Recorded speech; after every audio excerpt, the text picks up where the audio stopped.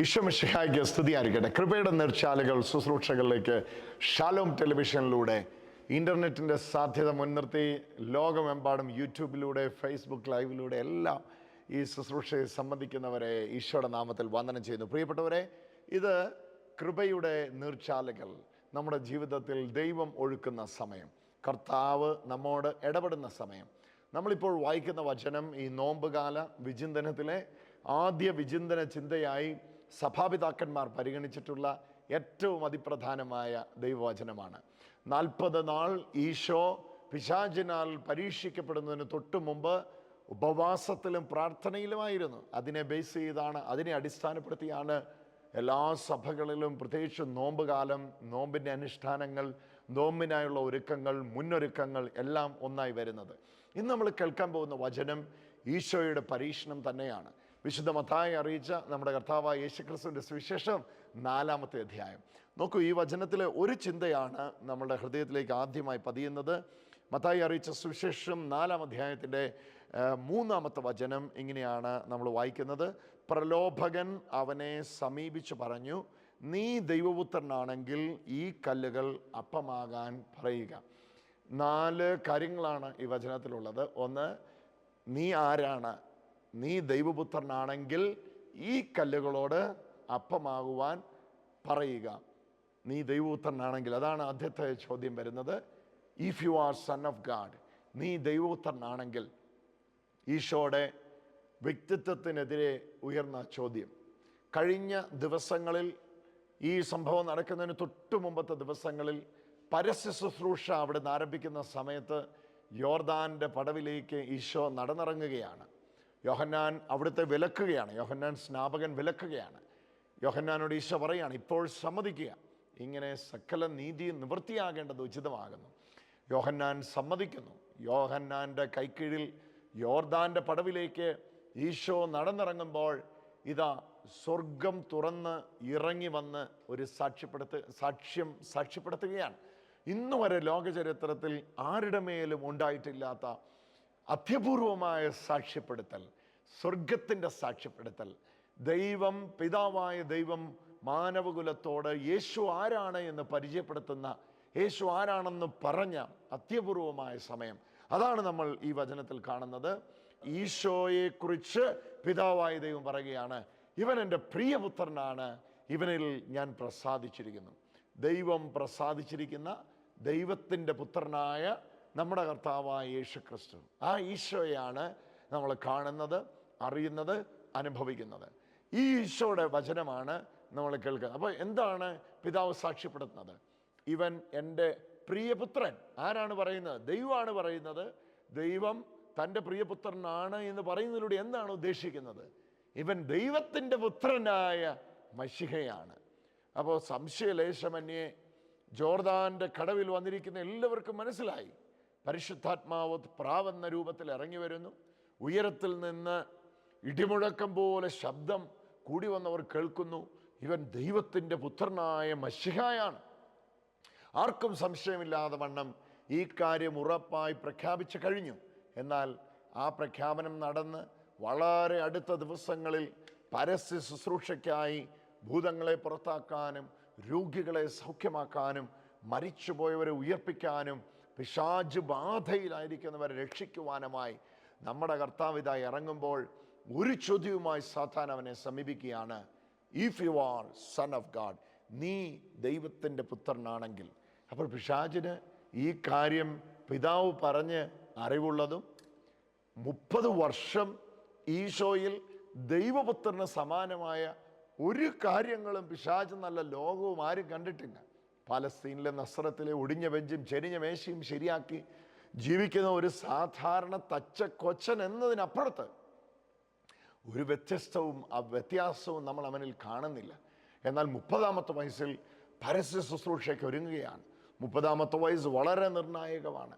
ഒരു യഹൂദൻ പുരോഹിതനാകാൻ തീരുമാനിച്ചാൽ പോലും അവൻ്റെ പരിശീലനത്തിനായി അവൻ വേർതിരിയുന്നത് 30-ാമത്തെ വയസ്സിലാണ്. 30-ാമത്തെ വയസ്സിലാണ് ഒരു യഹൂദ യൗവനക്കാരൻ ഇൻഡിപെൻഡൻ്റ് ആകുന്നത്. അതുവരെ ഡിപ്പെൻഡൻ്റ് ആണ്. 30-ാമത്തെ വയസ്സിലാണ് ഒരു യഹൂദൻ ഇൻഡിപെൻഡൻ്റ് ആകുന്നത്, സ്വതന്ത്രനാകുന്നത്.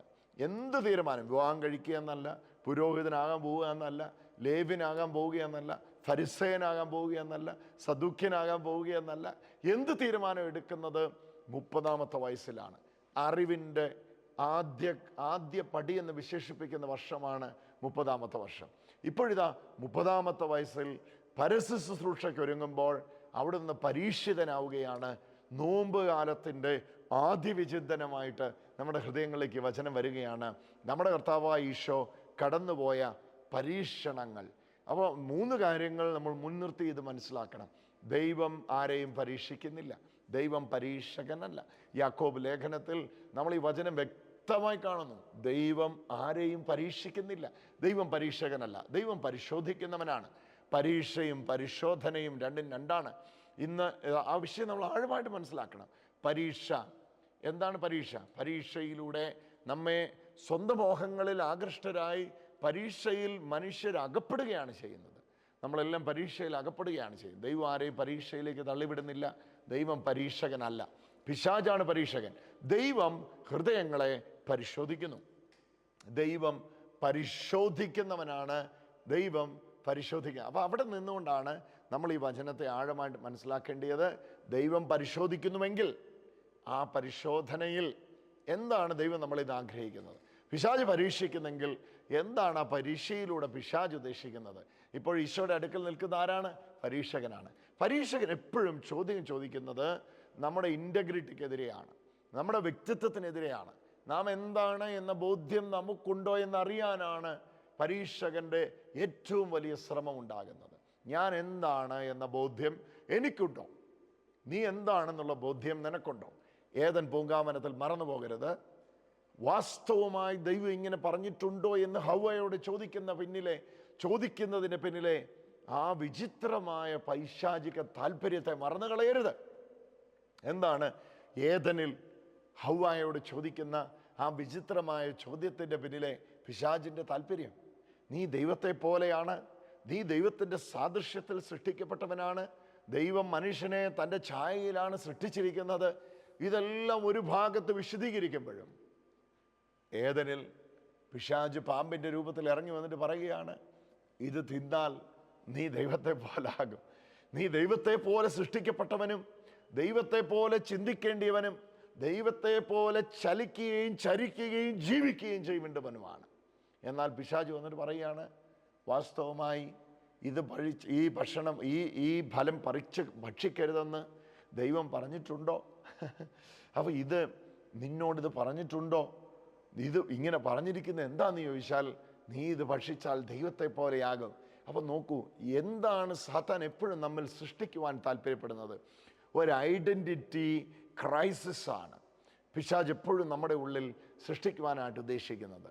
ഞാൻ എൻ്റെ വ്യക്തിത്വത്തിൽ ഒരു സങ്കോചത്തെ സൃഷ്ടിക്കുവാനായിട്ട് പിശാച് ആഗ്രഹിക്കുകയാണ്. നീ എന്താണ് എന്ന നിന്റെ ധാരണയിൽ നിന്ന് നീ അതല്ല എന്ന ധാരണയിലേക്ക്, ആ ചിന്തയിലേക്ക് നമ്മെ വീഴുകയാണ്. ഈ വീഴ്ചയിലാണ് നമ്മുടെ എല്ലാം പതനമുള്ളത്. ഞാൻ സ്വീകരിക്കപ്പെട്ടവനാണ്, ഞാൻ സൗഖ്യമാക്കപ്പെട്ടവനാണ്, ഞാൻ രക്ഷ സ്വീകരിച്ചവനാണ്, ഇങ്ങനെ ദൈവം അവിടുത്തെ വരദാനങ്ങളാൽ എന്നെ അനുഗ്രഹിച്ചിരിക്കുകയാണ്. എന്നാൽ ഇതെല്ലാം ഒരു ഭാഗത്ത് സത്യമായിരിക്കുമ്പോൾ, അവിടുത്തെ മുറിവിലാൽ എനിക്ക് അവിടുന്ന് സൗഖ്യം തന്നിട്ടുണ്ട്, അവിടുത്തെ കൃപ എൻ്റെ മേൽ ധാരാളമായി ദൈവം പകർന്നിട്ടുണ്ട്, ഇത് മുഴുവൻ എന്നിൽ വരദാന അഭിഷേകമായി തന്നിരിക്കുമ്പോൾ തന്നെ പിശാച് പറയുകയാണ്, ഇല്ലില്ലില്ല, നീ ഇതല്ല, നീ ഇതില്ല, നിനക്കിതില്ല, നീ അതല്ല, നിനക്കിതല്ല, നിനക്കിതില്ല. അപ്പോൾ ഇതാണ് ഏറ്റവും വലിയ തന്ത്രം.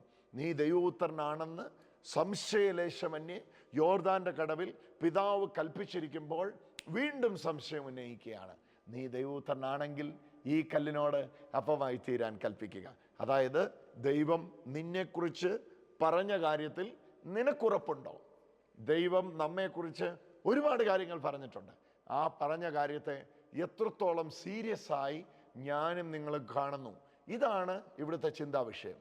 അവിടുത്തെ വചനത്താൽ അവിടുന്ന് നമ്മെ സൗഖ്യമാക്കിയിരിക്കുന്നു. അത് എത്ര സീരിയസ് ആയിട്ട് നമ്മൾ കാണുന്നുണ്ട്. ഈശോ പറഞ്ഞു, ഞാൻ എൻ്റെ സമാധാനം നിങ്ങൾക്ക് തരികയാണ്. ഈശോ അവിടുത്തെ സമാധാനം നമുക്ക് തരികയാണ്. ഞാൻ എൻ്റെ സമാധാനം നിങ്ങൾക്ക് തന്നേച്ചു പോകുന്നു. അത് എത്രത്തോളം സീരിയസ് ആയിട്ട് നമ്മൾ കണ്ടിട്ടുണ്ട്. വാസ്തവമായും അവിടുത്തെ സമാധാനം നമുക്ക് തന്നിട്ടുണ്ട് എന്നുള്ളത് നമുക്കറിയാമോ? നമ്മളത് അനുഭവിക്കുന്നുണ്ടോ? ആ സമാധാനം നമ്മുടെ ശിരകളിൽ പ്രവർത്തിക്കുന്നുണ്ടോ? അപ്പോൾ ഇവിടെയാണ് ഐഡൻറ്റിറ്റി ക്രൈസിസ് ഉണ്ടാക്കുകയാണ്. ആ ചോദ്യം ഉന്നയിക്കുകയാണ്, if you are son of God, നീ ദൈവപുത്രനാണെങ്കിൽ, നീ ആണോ? നീ ദൈവപുത്രനാണോ? നിനക്കതുണ്ടോ? നിനക്ക് നൽകപ്പെട്ടിട്ടുണ്ടോ? നീ ശരിക്കും ദൈവത്തിൻ്റെ പുത്രനാണോ? അപ്പോൾ ഇവിടെ ഈ ചോദ്യം വരുമ്പോൾ നമ്മളൊരു സംശയം ഉണ്ടാകും, ഞാനാണോ അല്ലയോ? പക്ഷെ ആ സംശയം ഈശോയിൽ ഉണ്ടായില്ല. ഈശോയോട് പറയുകയാണ്, നീ ഇതാണെങ്കിൽ പ്രൂവ് യുവർസെൽഫ്, നിന്നെ തന്നെ തെളിയിക്കുക. എങ്ങനെയാണ് തെളിയിക്കേണ്ടത്? ഈ കല്ലിനോട് അപ്പമായി തീരാൻ കൽപ്പിക്കുക. ഇത് വലിയൊരു പ്രതിസന്ധിയാണ്. ഇൻറ്റഗ്രിറ്റിക്കെതിരെ, പേഴ്സണാലിറ്റിക്കെതിരെ, even this question is against your existing, നമ്മുടെ നിലനിൽപ്പിനെതിരെയുള്ളൊരു ചോദ്യമാണ്. എന്താണ് ആ ചോദ്യം? നീ ദൈവത്തിൻ്റെ പുത്രനാണോ? നീ ഇതാണോ? വചനം പറയുന്നു നിനക്ക് രക്ഷയുണ്ട്. നീ വിശ്വസിക്കുന്നുണ്ടോ നിനക്ക് രക്ഷയുണ്ടെന്ന്? വചനം പറയുന്നു അവിടുത്തെ മുറിവിനാൽ നിനക്ക് സൗഖ്യം വന്നിരിക്കുന്നു. ശരിക്കും അതാണോ നീ? ശരിക്കും നിനക്കതുണ്ടോ? ഉണ്ടെങ്കിൽ ഇത് പ്രാക്ടീസ് ചെയ്യുക. ഉണ്ടെങ്കിൽ പിന്നെ ഇതെന്താണ് ആകാത്തത്? അവിടെയാണ് ആ ചോദ്യം വരുന്നത്. കല്ലെന്താണ് അപ്പമാകാത്തത്? നീ ദൈവപുത്രനാണെങ്കിൽ, നിനക്ക് ദൈവത്തിൻ്റെ, നീ പറയുന്ന ദൈവത്തിൻ്റെ നന്മയൊക്കെ നിന്നിലുണ്ടെങ്കിൽ ആ രോഗം എന്താ സൗഖ്യമാകാത്തത്? എപ്പോഴും ഒരു ക്വസ്റ്റ്യനാ തരുന്നേ. Always raising a question mark. ഒരു ചോദ്യചിഹ്നത്തെ ഉയർത്തുകയാണ്. If you are son of God, നീ ദൈവപുത്രനാണെങ്കിൽ ഈ കല്ലിനോടൊപ്പമായി തീരാൻ കൽപ്പിക്കുക. നീ വലിയ പ്രാർത്ഥനക്കാരനാണല്ലോ, എന്നിട്ട് മകളുടെ കാര്യം എന്തായി? നീ വലിയ പ്രാർത്ഥനക്കാരനാണല്ലോ, മകൻ്റെ കാര്യം എന്തായി? നിന്റെ ഭാവിയുടെ കാര്യം എന്തായി? നീ വലിയ പ്രാർത്ഥനയും വലിയ വചനധ്യാനവും ഈടെയായിട്ട് വലിയ പരിപാടികൾക്കൊക്കെ ഇങ്ങനെ പോകുന്നുണ്ടല്ലോ, നിന്റെ ഭാവി എന്തായി? ജോലിയല്ല ആയോ? വിവാഹം നടന്നോ? കൊച്ചുങ്ങളായോ? മക്കളെ കണ്ടോ? വീട് വെച്ചോ? ഇതൊക്കെ ഉണ്ട് നിനക്ക്. പക്ഷെ എന്താണ് നിന്നിൽ? ഡിപ്രഷൻ ഉണ്ടോ? അവിടെയാണ് ആ ചോദ്യം വരുന്നത്. നീ ദൈവത്തിൻ്റെ പുത്രനാണെങ്കിൽ പിന്നെ എന്താണ് ഇങ്ങനെ ഒരു റിയാലിറ്റി നിന്റെ മുമ്പിൽ ഉണ്ടാകുന്നത്? അപ്പോൾ എപ്പോഴും പിശാച് താരതമ്യപ്പെടുത്തുവാനായിട്ട് താല്പര്യപ്പെടുന്നു. നീ ദൈവത്തിൻ്റെ പുത്രനാണെങ്കിൽ പിന്നെ എന്താണ് നിന്റെ സാഹചര്യം ഇങ്ങനെ, നിന്റെ അവസ്ഥ ഇങ്ങനെ? ശരിക്കും ദൈവപുത്രന്മാരുടെ അവസ്ഥ ഇങ്ങനെ അല്ലല്ലോ. അവിടെ നിന്നുകൊണ്ടാണ് നമ്മൾ പറയേണ്ടത്, ദൈവപുത്രന്മാരുടെ അവസ്ഥ എങ്ങനെയാണെന്ന് ചിന്തിക്കുകയും മനസ്സിലാക്കുകയും ചെയ്യുന്നത് ദൈവപുത്രന്മാരാണ്, പിശാചല്ല. ഇത് ഞാനും ദൈവവും തമ്മിൽ തീർത്തോളാം. എൻ്റെ ഉയർച്ചയോ എൻ്റെ താഴ്ചയോ, എൻ്റെ താഴ്ചയിലുള്ള ഉയർച്ചയോ എൻ്റെ ഉയർച്ചയിലുള്ള താഴ്ചയോ, ഇതിലേതിലും എൻ്റെ ദൈവത്തെക്കാൾ വലുതായിട്ട് എനിക്കൊന്നുമില്ല. ഞാൻ മരണനിഴലിലും താഴ്വരയിലൂടെ നടന്നാലും അവിടെയും എൻ്റെ ദൈവമാണ്, എൻ്റെ ദൈവമാണ്, എൻ്റെ ദൈവമാണ്. ഞാൻ ഈ ദൈവത്തെ അവിശ്വസിക്കുന്നില്ല. ദൈവം എന്തു പറഞ്ഞോ അതാണ് എൻ്റെ ഐഡൻറ്റിറ്റി. ദൈവം എന്തെന്നെക്കുറിച്ച് പറഞ്ഞോ അതാണ് ഞാൻ. അതിൽ കുറഞ്ഞ് ഞാൻ എന്നെ കാണാൻ നീ ഉരുട്ടിക്കൊണ്ട് എൻ്റെ കയ്യിൽ തന്നിരിക്കുന്ന കല്ലിനോ 40 ദിവസമായി ഞാൻ അനുഭവിക്കുന്ന വിശപ്പിനോ കഴിയുകയില്ല. അപ്പം ദൈവത്തെക്കുറിച്ചൊരു തെറ്റിദ്ധാരണ നമ്മുടെ ഉള്ളിൽ സൃഷ്ടിക്കുവാനായി ഏതെല്ലാം സാഹചര്യങ്ങളാണ് ഒരുമിച്ച് വരുന്നത് ശ്രദ്ധിക്കുക. വിശപ്പ് എന്ന യാഥാർത്ഥ്യം, അപ്പം വേണമെന്ന ആവശ്യം, അതിന് മുമ്പിൽ ഒരു പോസിബിലിറ്റി. എന്താണ് ആ പോസിബിലിറ്റി? ഈ കല്ലിനെ അപ്പമായി തീരാൻ കൽപ്പിക്കുക. എല്ലാം നമ്മൾ കാണുകയാണ്. നീഡുണ്ട്. There is a need. What is the need? നിനക്കിപ്പോൾ അപ്പം വേണം. You need bread. അതാണ്, that is the need of the hour. What is the need of the hour? You need bread now. What is the solution? എന്താണ് അതിനു വേണ്ടിയുള്ള പോക്കുവഴി? ഇതാ കല്ലുണ്ട്, ഈ കല്ലിനോടൊപ്പമായി തീരാൻ കൽപ്പിക്കുക. അവിടെ കൂടെ തീർന്നു ഇല്ല. മൂന്നാമതൊരു കാര്യം കൂടെ ഉയർത്തുകയാണ്. നിനക്കിത് കഴിയും. കാരണം നീ വിശ്വസിക്കുന്നത് നീ ദൈവത്തിൻ്റെ പുത്രനാണെന്നല്ലേ. ദൈവപുത്രന്മാർക്ക് ഇതൊക്കെ വളരെ എളുപ്പമുള്ള കാര്യമാണ്. അപ്പോൾ ഇവിടെയാണ് രണ്ടാമത്തെ ചിന്തയിലേക്ക് നമ്മൾ പ്രവേശിക്കുന്നത്. ഞാൻ സാത്താൻ പറയുന്നത് കേട്ട് ദൈവത്തെ യൂസ് ചെയ്യേണ്ട ആളാണോ അല്ലയോ? പിശാച് പറയുന്ന അനുസരിച്ച് പ്രവർത്തിക്കേണ്ട ആളാണോ അല്ലയോ? സാത്താൻ പറയുന്നു നിനക്ക് നീഡുണ്ട്, നിന്റെ നീഡ് ഇതാണ്, നീ ആ നീഡിൽ ഇത് ചെയ്താലേ ഇപ്പോൾ ശരിയാകുകയുള്ളൂ. ഇപ്പോൾ എന്താണ് ഇതിനകത്ത് നിനക്ക് റിയാക്ട് ചെയ്യാനുള്ളത്? എന്താണ് ഇതിനകത്ത് പ്രതികരിക്കാനുള്ളത്? പ്രതികരിക്കാനുള്ളത് എന്താണ്? എനിക്ക് ആവശ്യമുണ്ട്. ഇന്നെന്നെ കേൾക്കുമ്പോൾ ആവശ്യമില്ലാത്ത ആരെങ്കിലും കേൾക്കുന്നുണ്ടോ? എല്ലാവർക്കും ആവശ്യങ്ങളുണ്ട്. നിങ്ങൾക്ക് ആവശ്യങ്ങളുണ്ട്, എനിക്ക് ആവശ്യങ്ങളുണ്ട്, നമ്മൾക്ക് ആവശ്യങ്ങളുണ്ട്. പക്ഷെ നമ്മുടെ ആവശ്യത്തിന് നടുവിൽ ഒരു ചോദ്യം ഉയരുകയാണ്.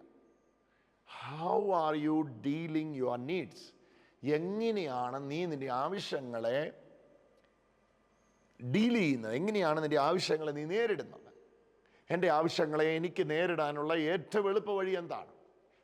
എൻ്റെ ആവശ്യങ്ങളെ എനിക്ക് നേരിടാനുള്ള ഏറ്റവും എളുപ്പ വഴി, 1, ദൈവം എന്നെ സഹായിക്കും. 2, ദൈവത്തിൻ്റെ സഹായത്താൽ ഞാനിത് ചെയ്യും. ദൈവം എന്നെ സഹായിക്കും എന്നുള്ളതാണ് ദൈവത്തിൽ നിന്നുള്ള ഉറപ്പ്. 2, ദൈവം സഹായിച്ചുകൊണ്ട് ഞാനിത് ചെയ്യും. 3, ഞാനും ദൈവവും ഒരുമിക്കുമ്പോൾ ഇവിടെ ഒന്നും അസാധ്യമായിട്ടില്ല. പക്ഷെ ഈ ചിന്തയ്ക്കെല്ലാം അപ്പുറത്താണ് ഈ ചോദ്യം. നീ ദൈവത്തിൻ്റെ പുത്രനാണെങ്കിൽ എന്തേ നിന്നെ കൊണ്ടിത് കഴിയാത്തത്? ഈ ചോദ്യം നേരിടുന്നവരെന്നെ കേൾക്കുന്നുണ്ടാവും. നീ ദൈവത്തിൻ്റെ പുത്രനാണെങ്കിൽ പിന്നെ നിന്റെ വയറ്റിൽ ഈ പ്രശ്നം എന്താ പരിഹരിക്കപ്പെടാത്തെ? നിന്റെ തോളിലെ ആ വേദന എന്നാ മാറാത്തെ? നിന്റെ നട്ടലിന് പ്രശ്നമുണ്ടല്ലോ, അതെന്നാ തീരാത്തെ? നീ നാട് മുഴുവൻ പ്രാർത്ഥനയ്ക്ക് നടക്കുന്ന ആളല്ലേ? നിന്റെ വീട്ടിൽ സമാധാനം ഇല്ലല്ലോ. എന്തേ നിനക്ക് മക്കളെ കാണാൻ പറ്റാത്തെ? എന്തേ ആ പ്രശ്നം അങ്ങനെ? ഇത്രയും പ്രാർത്ഥിച്ചിട്ട് നിന്റെ ആ ഒരു പർട്ടിക്കുലർ ബലഹീനത എന്താ മാറാത്തെ? ആ ഒരു പ്രത്യേക ബലഹീനത എന്നാ തീരാത്തെ? ഇവിടെയാണ് ആ ചോദ്യം ഉയരുന്നത്. ഇവിടെയാണ് നമ്മൾ ആ ഉത്തരം കാണുന്നത്. ഇവിടെയാണ് നമ്മൾ വാസ്തവമായും ഈ വചനത്തെ മനസ്സിലാക്കേണ്ടത്. ദൈവത്തിൻ്റെ വചനം പറയുകയാണ്, if you are son of God, നീ ദൈവത്തിൻ്റെ പുത്രനാണെങ്കിൽ ഈ കല്ലിനോട് അപ്പമായി തീരാൻ കൽപ്പിക്കുക. അപ്പോൾ എവിടുന്ന് ഇത് ആരംഭിക്കുന്നതെന്ന് ഇപ്പോൾ നിങ്ങൾക്ക് മനസ്സിലായി. നമ്മുടെ ആവശ്യത്തിൻ്റെ മൂർധാവിൽ, പ്രശ്നത്തിൻ്റെ സങ്കീർണമായ നിമിഷത്തിൽ, ആ മുൾമുനയിൽ ഈ ചോദ്യം ആരംഭിക്കുകയാണ്. നമ്മൾ ശാന്തമായിരിക്കും. നിങ്ങൾക്ക് വിശപ്പില്ലാത്തപ്പോൾ, നിങ്ങൾ മരുഭൂമിയിലല്ലാത്തപ്പോൾ, നിങ്ങൾക്ക് വിശപ്പില്ലാത്തപ്പോൾ, നിങ്ങൾ ഉപവാസത്തിലല്ലാത്തപ്പോൾ ഒരു പിശാചും നിങ്ങളുടെ അടുക്കൽ വരികയോ നിങ്ങളെ ചോദ്യം ചെയ്യുകയോ ചെയ്യുകയില്ല. നിങ്ങൾ പ്രശ്നത്തിൻ്റെ നടുവിൽ നിൽക്കുമ്പോൾ, നിങ്ങൾ സങ്കീർണമായ സമ്മർദ്ദം അനുഭവിക്കുമ്പോൾ, അന്നേരമാണ് ചോദ്യം വരുന്നത്. ഇടവും വലവും മുമ്പും പുറകും ഒക്കെ അടഞ്ഞു നിൽക്കുമ്പോൾ ചോദ്യം വരികയാണ്, നീ ദൈവപുത്രനാണെങ്കിൽ പിന്നെ എന്നാ ഇതിങ്ങനെ അതെങ്ങനെ? ഇവിടെ നിന്നുകൊണ്ടാണ് നമ്മുടെ ഐഡൻറ്റിറ്റി നമ്മൾ പ്രൂവ് ചെയ്യാൻ പോകുന്നത്. എനിക്കറിയാം ഞാൻ ആരാണെന്ന്. എൻ്റെ ദൈവം എന്നെക്കുറിച്ച് പറഞ്ഞിട്ടുള്ള, എന്നെ പറ്റിയുള്ള കാര്യങ്ങളിൽ എനിക്ക് സംശയമില്ലാത്ത ഇത്രയും കാലം എനിക്കെന്നെ തെളിയിക്കേണ്ട ആവശ്യമില്ല. തെളിയിക്കാനുള്ള ത്വരയാണ് നോമ്പുകാല വിചിന്തനങ്ങളിൽ പരിശുദ്ധാത്മാവ് നമ്മെ സ്വാധീനിക്കും. ഞാൻ എന്നെ തെളിയിച്ചിട്ട് എനിക്ക് തെളിയണ്ട. കുരിശിൽ കിടക്കുന്നവൻ്റെ മുമ്പിൽ ആർത്തട്ടഹസിച്ചവർ, അവൻ്റെ മുഖത്ത് തുപ്പിയവരും താടിരോമം പിച്ചിപ്പറിച്ചവരും തന്നെയാണ്. കന്നത്താഞ്ഞടിച്ചവരും മുൾക്കിരീടം വെച്ചമർത്തിയവരും കാർക്കിച്ച് തുപ്പിയവരും തന്നെയാണ് ചോദിക്കുന്നത്, നീ ദൈവപുത്രനാണെങ്കിൽ കുരിശേ നിറങ്ങി വന്ന് നിന്നെ രക്ഷിക്ക് എന്ന് പ്രൂവ് ചെയ്യാനായിട്ട്. തെളിയിക്കുക എന്നുള്ളത്, ആ തെളിയിക്കാനുള്ള ത്വരയുടെ മേലാണ് പ്രിയപ്പെട്ടവരെ ഈ നോമ്പുകാല വിചിന്തനത്തിൽ. തെളിയിക്കുക, ഞാൻ എന്നെ തെളിയിക്കാൻ പോവാണ്. നീ നിന്നെ തെളിയിച്ചിട്ട് എന്താ കാര്യം? ദൈവം നിന്നെ തെളിയിക്കുന്നത് വരെ ശാന്തനായിരിക്കുക. ദൈവം തെളിയിച്ചാൽ അത് മതി എനിക്ക്. അതുവരെയും ഞാൻ നിശബ്ദനാണ്. അതുവരെയും എനിക്ക് തെളിയണ്ട. എൻ്റെ ദൈവം എന്നെ തെളിയിക്കുന്നെങ്കിൽ തെളിയിച്ചാൽ മതി. ഇനി ദൈവം തെളിയിക്കാൻ പ്ലാനില്ല, വേണ്ട. എനിക്കറിയാം ഞാൻ ആരാണെന്ന്. ഞാൻ ദൈവത്തിൻ്റെ പുത്രനാണ്. ഈശോയ്ക്ക് വ്യക്തതയുണ്ട്. കല്ലപ്പമാക്കി തെളിയിക്കേണ്ട ആവശ്യമില്ല. തെളിവുകൾ നിരത്തി ഞാൻ ആരാണെന്ന് പ്രൂവ് ചെയ്യേണ്ട ആവശ്യമില്ല. അത് ഐഡൻറ്റിറ്റിയിൽ ഡൗട്ടുള്ളവർക്കുള്ളതാണ്. ആ ചോദ്യം തന്നെ ഉരുവാകുന്നത് വ്യക്തിത്വത്തിൽ സംശയമുള്ളവർക്കാണ്. പ്രിയപ്പെട്ടവരെ, സങ്കീർണമായ പ്രശ്നങ്ങളിലൂടെ കടന്നു പോകുന്നവർ, ഒരുപാട് വ്യഥകൾ അനുഭവിക്കും. ഇന്ന് ഈ വചനം കേൾക്കുന്ന സമയത്ത് പരിശുദ്ധാത്മാവ് നമ്മോട് ആവശ്യപ്പെടുകയാണ്, കൃപയുടെ നീർച്ചാലുകൾ നമ്മുടെ ജീവിതത്തിൽ ഒഴുകട്ടെ. അതിന് മുമ്പ് ഒരു തീരുമാനം എടുക്കുക. ഞാൻ എന്നെ തെളിയിക്കുകയില്ല. എൻ്റെ ദൈവം എന്നെ തെളിയിക്കുമ്പോൾ തെളിയിച്ചാൽ മതി. അതുവരെ എന്തെല്ലാം തെറ്റിദ്ധാരണകൾ എന്നെക്കുറിച്ച് പരന്നോട്ടെ, ലെറ്റ് ഇറ്റ് ബി. അതെത്രമാത്രം വേണേൽ പടർന്നോട്ടെ. പക്ഷെ എൻ്റെ ദൈവം എന്നെ തെളിയിക്കുമ്പോൾ ഞാൻ തെളിയിക്കപ്പെടും.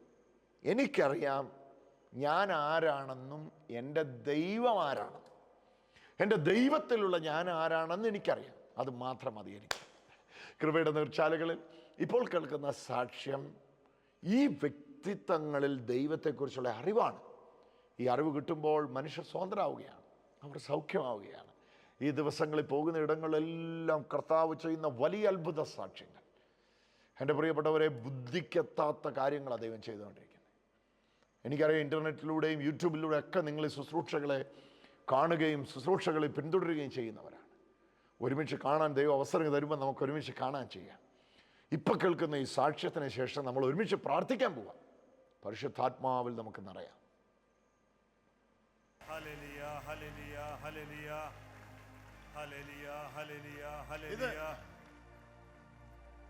ഈ വരികളിൽ എവിടെയാണ് ബൈക്ക് ആക്സിഡന്റിന് ശേഷം, മോട്ടോർ സൈക്കിളിൽ നിന്ന് സംഭവിച്ച ആക്സിഡന്റിന് ശേഷം, ബൈക്ക് ആക്സിഡന്റ് സംഭവിച്ചതിന്റെ ദോഷം ഇപ്പോഴും ശരീരത്തിൽ അനുഭവിക്കുന്നവരൊന്ന് കരമുയർത്തിക്കേ. ബൈക്ക് ആക്സിഡന്റ് സംഭവിച്ചതിന്റെ ദോഷം ഇപ്പോഴും ശരീരത്തിൽ അനുഭവിക്കുന്നവരൊന്ന് കരമുയർത്തിക്കേ. നിങ്ങൾ ഇങ്ങോട്ടൊന്ന് എഴുന്നേറ്റ് വന്നേ. നിങ്ങൾ കൈ ഉയർത്തിയവരൊന്ന് എഴുന്നേറ്റ് വന്നേ. നിങ്ങളിൽ ആർക്കാണ് ആക്സിഡന്റിന് ശേഷം, പെട്ടെന്ന് എഴുന്നേറ്റ് വരിക.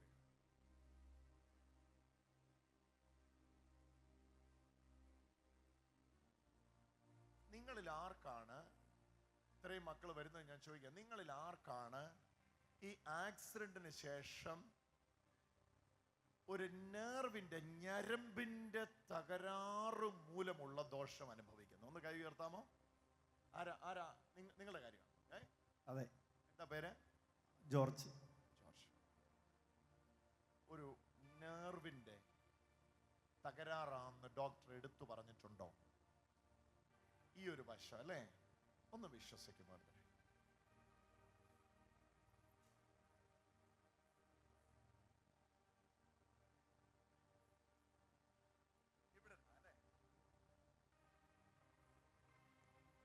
ഈ കയ്യിലേക്ക് ഇപ്പോൾ ലഭിക്കുന്നത് ഈശോയുടെ ജീവനാണ്. യേശുവിന്റെ നാമത്തിൽ ഹല്ലേലൂയ. മുറിഞ്ഞു പോയതും ക്ഷതം സംഭവിച്ചതുമായ അസ്ഥി നാഡി ഞരമ്പുകളെ ജീവിപ്പിക്കുന്ന ഈശോയെ, ഈ മകനിലേക്ക് ഇറങ്ങി വരണമേ. യേശുവിന്റെ നാമത്തിൽ എല്ലാവരും ഒന്ന് കൈ ഉയർത്തി പിടിച്ചു സ്തുതിച്ചോ.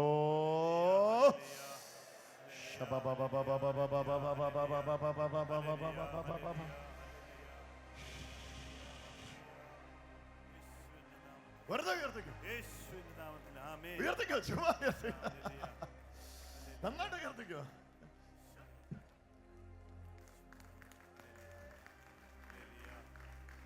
എന്നാ കരയുന്നേ? സന്തോഷം കൊണ്ട്, സന്തോഷം കൊണ്ട്. ഉയർത്തിക്കേ.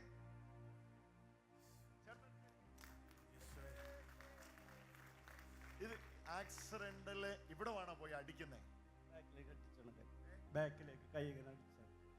ആക്സിഡന്റിൽ ഇത് പുറകോട്ട് പോയി, ബാക്കിലേക്ക് വണ്ടി കൈ ഇടിച്ചപ്പോഴേക്കും വണ്ടി കൈ ബാക്കിലേക്ക് ഇവിടെയാ വന്ന് ഇടിക്കുന്നേ. ഷേക്ക് ചെയ്താണ്. അതിന്റെ ശേഷമായി പ്രശ്നം. ഒന്നുമില്ലായിരുന്നു.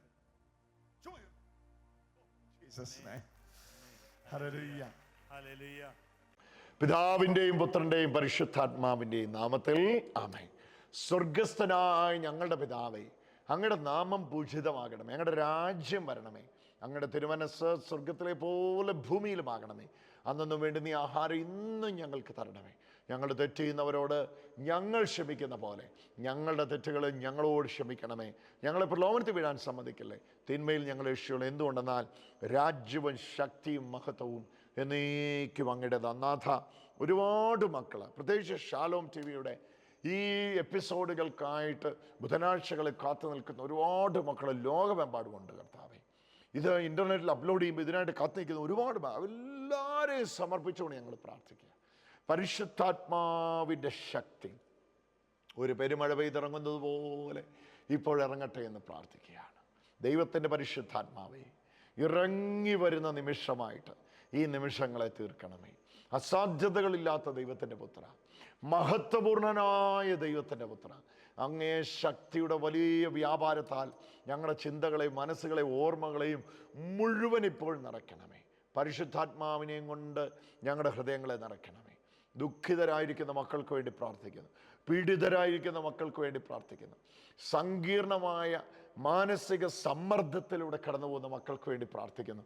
പരിശുദ്ധ ദൈവമാതാവോട് ചേർന്ന്, സകല വിശുദ്ധന്മാരോട് ചേർന്ന്, ഭാഗ്യപ്പെട്ട ഔസേപ്പിതാവിനോട് ചേർന്ന് ഞാൻ ആരാണെന്നുള്ള ബോധ്യത്തിൽ വളരുവാൻ, ഞാൻ ദൈവത്തിൻ്റെ പുത്രനാണ്, എന്നെ കർത്താവ് അഭിഷേകം ചെയ്തിരിക്കുന്നു, അതിനപ്പുറം ഇപ്പുറം ഒന്നുമില്ല, ഇപ്പോൾ എൻ്റെ മുമ്പിലുള്ള ഒരു പ്രശ്നങ്ങൾക്കും എൻ്റെ മേലുള്ള ദൈവവിളിയെ, ഞാൻ ആരാണെന്നുള്ള ബോധ്യത്തെ തകർക്കാൻ കഴിയുകയില്ലെന്നുള്ള ഭയങ്കരമായ ഉറപ്പ് ഹൃദയങ്ങളിൽ, മനസ്സിൽ ഈ നിമിഷത്തിൽ വ്യാപരിക്കട്ടെ. നിത്യം വാഴും പിതാവും പുത്രനും പരിശുദ്ധാത്മാവുമായ സർവേശ്വരായ എന്നേക്കും ആമേൻ. ഈശോ മിശിഹായ്ക്ക് സ്തുതിയായിരിക്കട്ടെ. പ്രിയപ്പെട്ടവരെ, ഈ പ്രാർത്ഥന ഇതാണ് ഞാൻ പ്രാർത്ഥിക്കുന്നത്. ഇന്നത്തെ ദിവസത്തിൽ നമ്മുടെ ജീവിതത്തിൽ ഒഴുകട്ടെ കൃപയുടെ നീർച്ചാലുകൾ. വെട്ടി ഒഴുകുന്നത് പോലെ നമ്മുടെ ജീവിതത്തെ ഒരു നദി ഒഴുകുന്നത് പോലെ കൃപയുടെ നീർച്ചാലുകൾ ഒഴുകട്ടെ. പരിശുദ്ധാത്മാവിൽ നിറയാം. മറ്റൊന്നും ചിന്തിക്കാൻ സമയമില്ല. 2025 പ്രത്യേകിച്ച് നോമ്പ് കാലത്ത് പരിശുദ്ധാത്മാവിൽ നിറയാം. ആത്മാവിൽ പ്രചോദിതരാകാം. ദൈവാത്മാവിൽ നിറയാം. ഒഴുകട്ടെ കൃപയുടെ നീർച്ചാലുകൾ.